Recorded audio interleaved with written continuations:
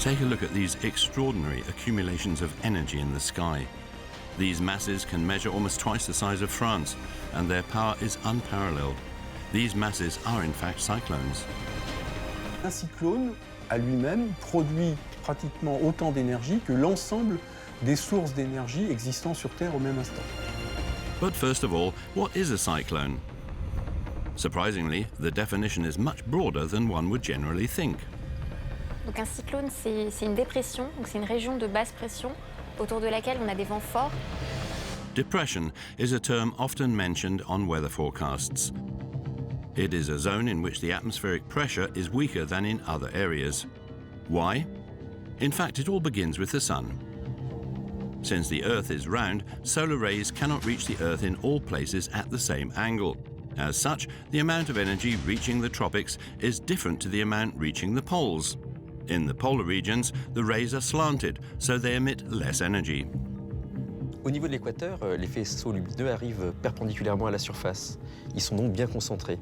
Alors qu'au niveau des pôles, ils arrivent en biais et la lumière se répartit sur une plus grosse surface. Et comme elle se répartit sur une plus grosse surface, finalement, il fait plus froid au pôle qu'à l'équateur. On our planet, the energy emitted by solar rays is measured by temperature. Naturally, there are areas where the air is warmer or colder. Air reacts differently depending on the change in temperature. Physicists are very familiar with this concept, commonly known as atmospheric convection. La convection atmosphérique, c'est le fait que les masses d'air se mettent en mouvement à l'intérieur de l'atmosphère. Et elles se mettent en mouvement essentiellement à cause des différences de chaleur ou des différences de pression, ce qui est souvent lié. The air surrounding us is a gas. The heat transmitted to it by solar rays is energy. This energy recharges the air molecules, which then begin to move around. Once they start moving around, they take up more space and spread apart from each other. The area thus becomes less dense. L'air chaud est plus léger que l'air froid, et donc le poids de l'atmosphère sur la surface est moins important, et donc on a une dépression qui va se produire. The lighter air rises, creating less pressure on the surface, and that's not all. As the air rises, it leaves space behind in this low pressure zone. This creates a draft, also known as suction.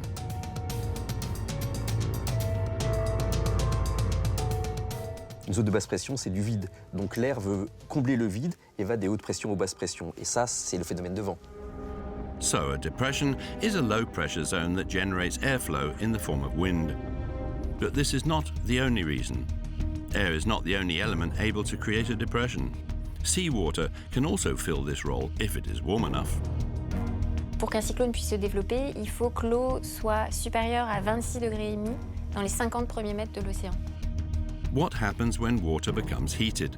The liquid water turns into a gas in the form of water vapor. This is the principle of evaporation. As water vapor is less dense, it tends to rise. Les molécules bougent beaucoup plus et quand elles bougent beaucoup plus, elles prennent plus de place et plus de place, ça fait quelque chose qui est plus léger finalement. In the planet's tropical zones, heat transmits its energy into both air and water molecules.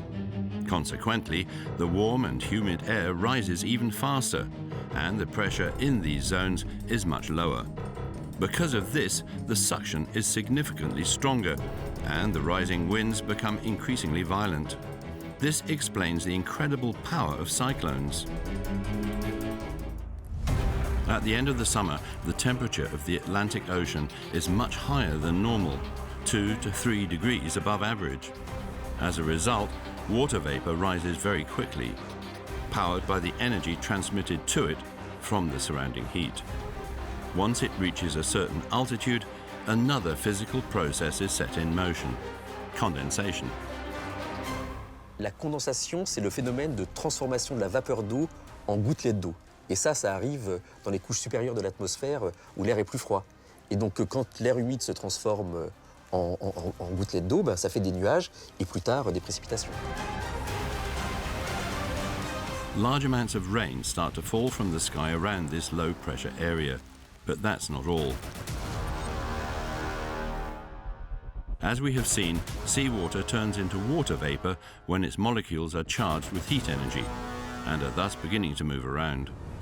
When water vapor condenses to become a liquid again, the process is reversed. Quand on transforme de l'eau vapeur avec beaucoup d'énergie en eau liquide avec moins d'énergie, eh bien cette énergie doit partir quelque part, elle part en chaleur, c'est-à-dire qu'elle va réchauffer l'air qui est autour. To sum up, a low pressure zone above a warm ocean attracts air in the form of wind. This wind is charged with humidity and rapidly increases in altitude. When it reaches the upper layers of the atmosphere, the humid air becomes a liquid again by releasing heat, which warms up the surrounding air.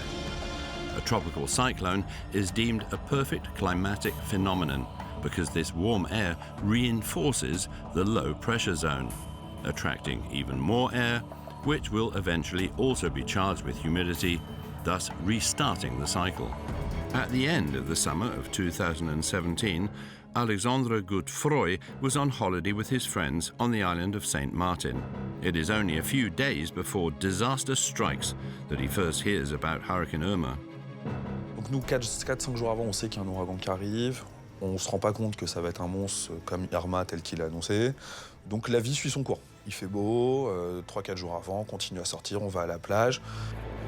Alexandre cannot imagine what is to come.